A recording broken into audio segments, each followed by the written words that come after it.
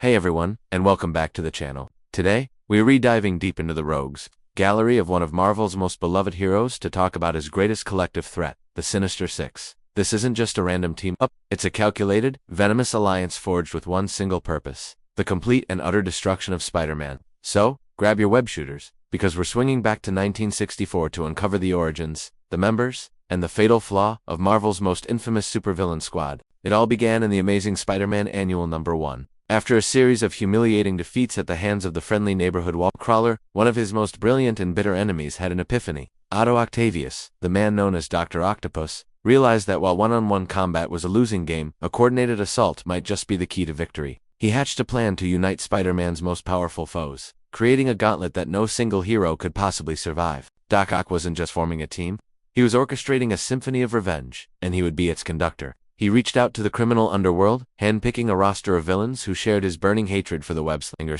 who made the cut for this original iconic lineup. Let's break down the founding members of the first Sinister Six. First we have Electro. Max Dillon, a man transformed into a living electrical capacitor, can generate and control massive amounts of electricity. He's a walking power plant, capable of firing devastating lightning bolts, riding power lines, and even disrupting Spider-Man's own bioelectric field, which messes with his wall-crawling ability. Imagine trying to fight a thunderstorm with a human face. That's Electro. His raw power makes him an immediate, high-level threat in any encounter. Next up is the Vulture. Adrian Toomes, an engineering genius, designed an electromagnetic harness that grants him flight and enhanced strength. He's an aerial menace, soaring through the New York skyline with predatory grace. Unlike some of Spidey's more brutish foes, the Vulture is a strategist who uses his age and experience to his advantage. Striking from above with terrifying speed and precision, he represents a unique challenge, forcing Spider-Man into high-stakes dogfights among the skyscrapers. Then there's the Sandman. Flint Marko has the incredible ability to transform his body into sand, making him nearly indestructible. He can change his density, shapeshift into giant sand constructs, like massive hammers or walls, and disperse his body to avoid attacks, only to reform moments later.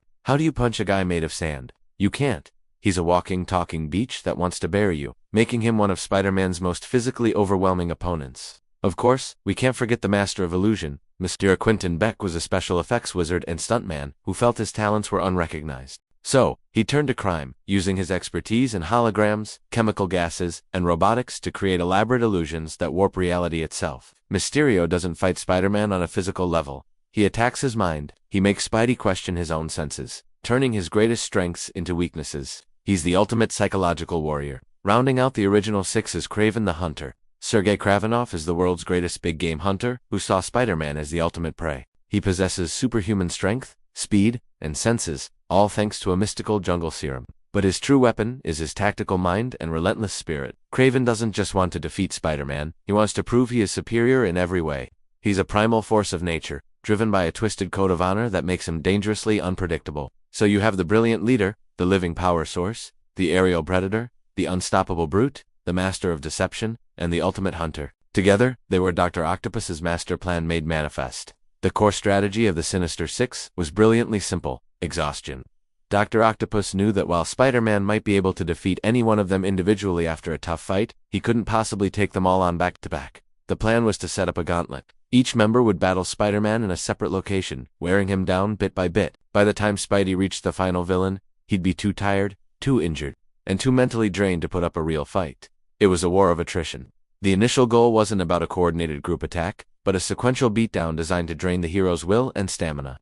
The shared motivation was raw, personal vengeance. Each member had been publicly humiliated by the webhead, and they craved payback. Over the decades, as the Sinister Six name was revived with different rosters, their goals evolved. Revenge was always on the table, but their ambitions grew. Some incarnations of the team aimed for grander schemes, like global domination or holding entire cities for ransom. In other versions, like the superior foes of Spider-Man, the goal was less about defeating a hero and more about pulling off heists, stealing advanced technology, or just trying to make a name for themselves in the criminal underworld. From a personal vendetta to a full-blown criminal enterprise, the Sinister Six brand has come to represent the pinnacle of supervillain team-ups in Spider-Man's world. No matter the lineup, their presence always signals a major escalation in the threat level. So, with such a powerhouse lineup and a seemingly foolproof plan, why do they always fail? The answer lies in the team's one massive, fatal flaw: ego. The very thing that makes each member a formidable villain: their arrogance, their ambition, their unshakable belief in their own superiorities.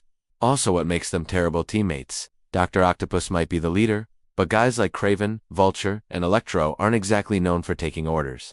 Every member of the Sinister Six believes they are the one who truly deserves to land the final blow on Spider-Man. This leads to constant infighting, backstabbing, and a complete lack of trust. They might share a common enemy, but they don't share a common loyalty. In their very first appearance, this dysfunction was on full display. Instead of sticking to Doc Ock's plan of individual battles, they became obsessed with being the one to claim the prize. Spider-Man, clever as ever, exploited this. He outsmarted them, turning their egos against each other and picking them off one by one. This pattern has repeated itself throughout their history. No matter how powerful the roster, the Sinister Six is a ticking time bomb of betrayal. They are a team of leaders with no followers, a collection of alpha predators locked in the same cage. Their individual ambitions will always outweigh their collective goal. And yet, despite their consistent failures, the legacy of the Sinister Six is undeniable. They are, without a doubt, Marvel's premier supervillain team. They set the template for what a hero-centric villain squad could be. The concept was so powerful that it's been imitated, rebooted, and reimagined countless times, with dozens of different villains cycling through its ranks. From the Sinister Seven to the Sinister 16, the core idea remains: a union of evil dedicated to crushing a single hero. They are a constant,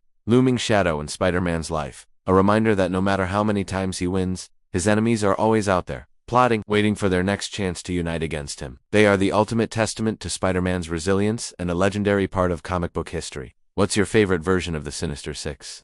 Let me know down in the comments. Thanks so much for watching, and if you enjoyed this deep dive, make sure to hit that like button and subscribe for more content. We'll see you in the next one.